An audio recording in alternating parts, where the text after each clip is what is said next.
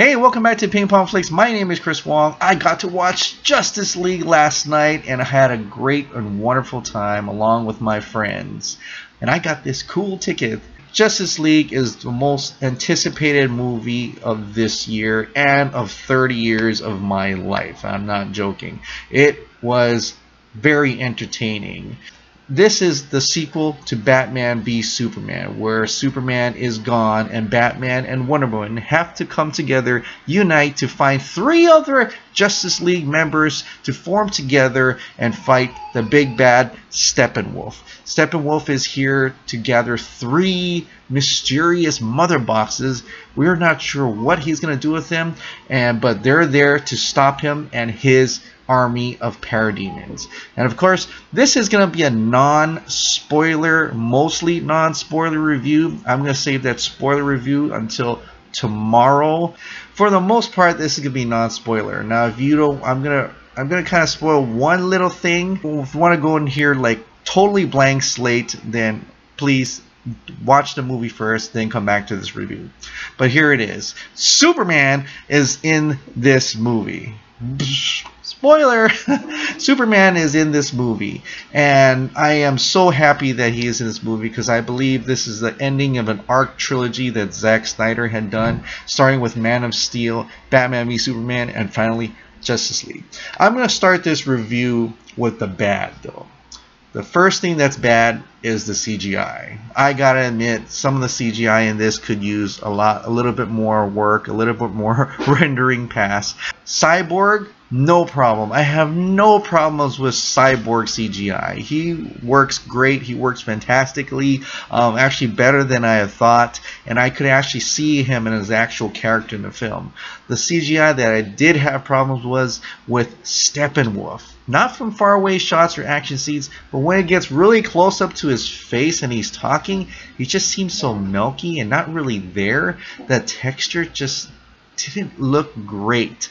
And so I really think they could have either used a real person's face, Sirius Hines' face maybe, or even go back to the Batman v Superman Steppenwolf where he really had that jaw and that big muscular body. I think that would have worked a little bit better.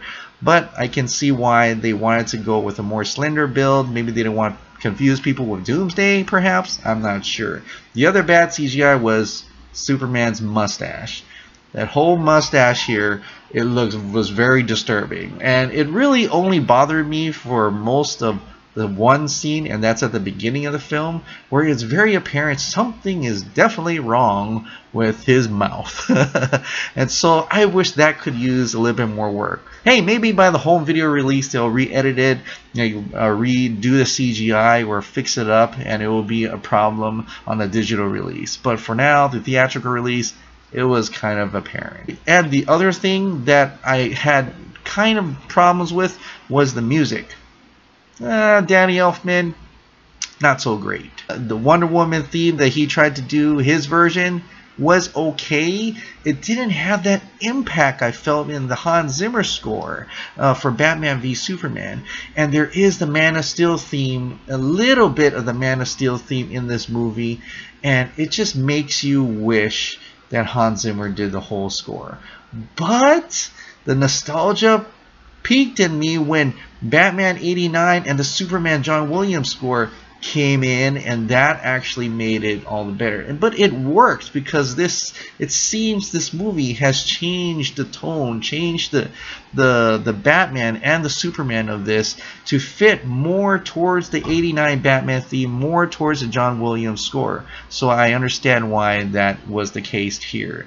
But overall, Danny Elfman's music is pretty forgettable besides the Batman 89 theme and the John Williams Superman score.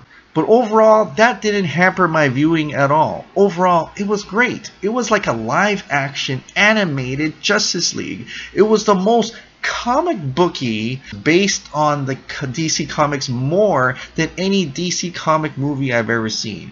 It had so much comic book elements to it, so much homages, so much Easter eggs to it, that if you're a DC comic fan, or even watch those animated ones, JLU, JL, any of those animated series, you would totally appreciate this movie, and it will have a huge smile on your face. You'll be geeking from the moment it starts to the moment it ends, all the way to the last 2 end credits, which you have to stay for. I don't care if you have to go to pee, you have to stay for the both of these end credits.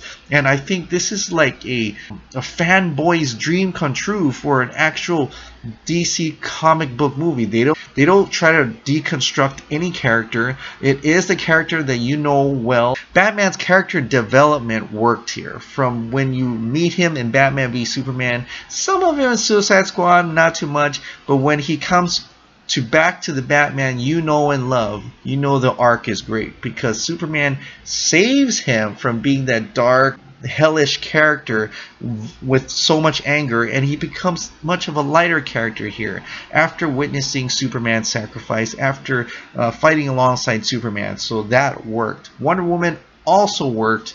After what happened in Wonder Woman, knowing what happened to Steve Trevor, knowing what you know in Batman v Superman, and knowing how her character is portrayed in those, and the reason why she left mankind and comes back to mankind, that also works very well in this.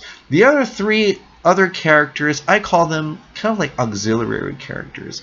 There's been cause of concern by some negative critics that there's not enough character development for these other 3, but I see them as alongside of they're like a Hawkeye, they're like a Black Widow when you first meet them. You don't know very much of them. They're just side characters. They're just there to be adding extra powers to the team. We're kind of like Batman and Wonder Woman. All we know is from what their art or the files are saying, and maybe we'll have a little scene of them. So I'm okay with that, because I know we're gonna get a lot of screen time with them when their solo movies comes out. I actually hope there's a Cyborg solo movie, because he actually really shines in this more than I thought he would. At first, I did not care for Cyborg, honest to God truth, but in this movie, he shined a lot, and I actually cared a lot about him. He had more human elements than maybe like Aquaman. Aquaman's fun. He's the mom man. He's the surfer dude, and he's got a lot of great character moments there. So I can't wait to see his emotional moments when it comes to the Aquaman film. The Flash, very funny, and I get that he's the younger Flash. He's not even in his prime yet. But there are some things with Flash and Superman here. I won't spoil for that, but it is very serviceable. Fan service galore. I love it. I love every moment they're together. But if you're a huge Zack Snyder fan, and I am too, I love both the dark versions of the DC Universe. I love the light versions. I kind of like just DC Universe in general. So, but if you like the Zack Snyder version, the Zack Snyder's vision, and you actually want to see that vision come to an end, to a real true close, I'm sorry to disappoint you, but you're not going to see it here. It starts off that way, but unfortunately, I don't think this is the way he wanted to end.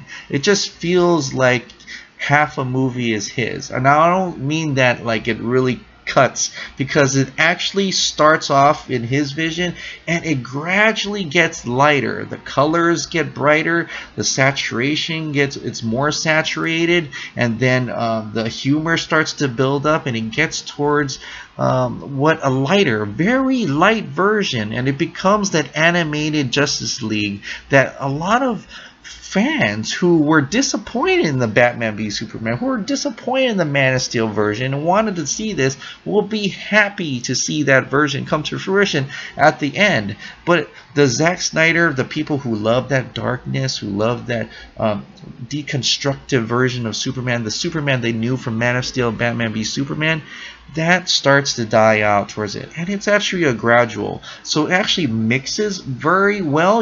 It's not very apparent, at least to me, that the different scenes don't work. The action is definitely Zack Snyder, but you can tell when Joss Whedon came in and did some scenes, like the one scene of Batman on the ground, and you'll know when you see it, that was definitely must have been reshot or shot by Joss Whedon.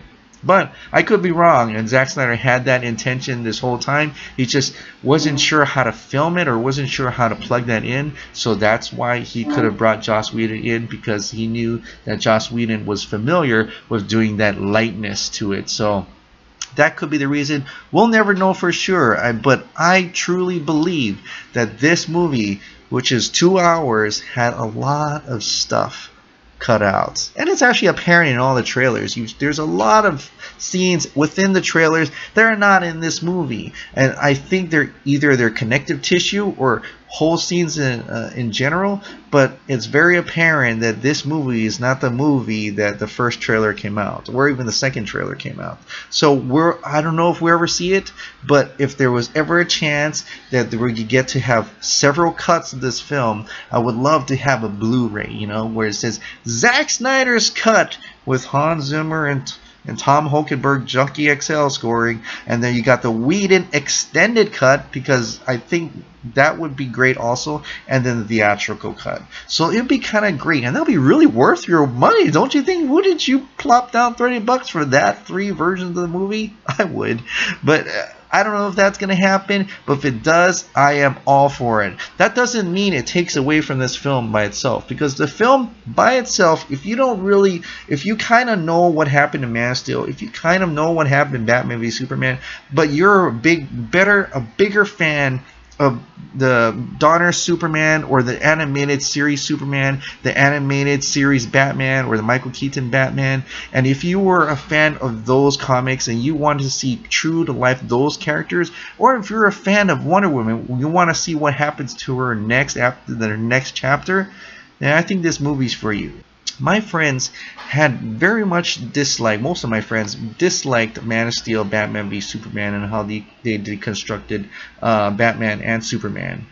And I, for one, loved those versions of Man of Steel and Batman v Superman. So it is very refreshing to see that as a group, my friends and I could walk out of theater and overall say we all pretty much enjoyed this film. It's very refreshing to see that actually happen and have great discussions, positive discussions, and even agree to the negative ones at the same time.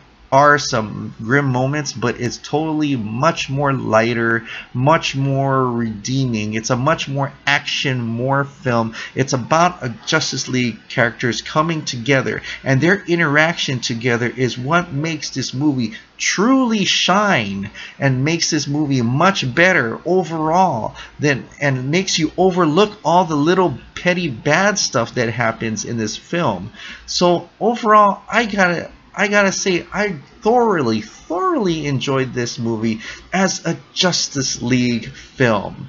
By itself, it's very enjoyable, very entertaining, and I can't wait to see what the future holds for the rest of DC films. And I hope it does hold. It's not very good critically right now, and hopefully it'll do good with the audience, but I really want to see more of this universe. I really want to see more of these characters. If you have that feeling of wanting to see more and more of these characters towards the end of the film, then I think it did its job.